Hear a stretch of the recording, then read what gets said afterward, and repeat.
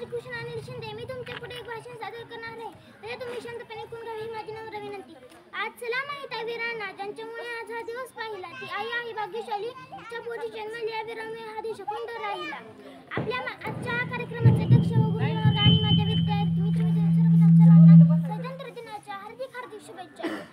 आपल्या मातृभूमीच्या स्वातंत्र्यासाठी ज्या थोर वीरांनी आपल्या प्राणांची आहुती दिली त्यांना माझे कोटी कोटी प्रणाम, कोटी कोटी प्रणाम.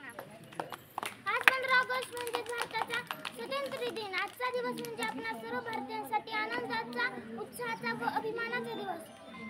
महात्मा गांधी, जवाहरलाल नेहरू, लोकमान्य टिळक, नेताजी सुभाषचंद्र बोस, भगतसिंग, राजगुरू, सुखदेव अशा अनेक थोर वीरांनी, थोर पुरुषांनी आपल्या भारत देशाच्या स्वातंत्र्यासाठी आपले जीवन समर्पित केले. त्यांना माझे कोटी कोटी प्रणाम, कोटी कोटी प्रणाम.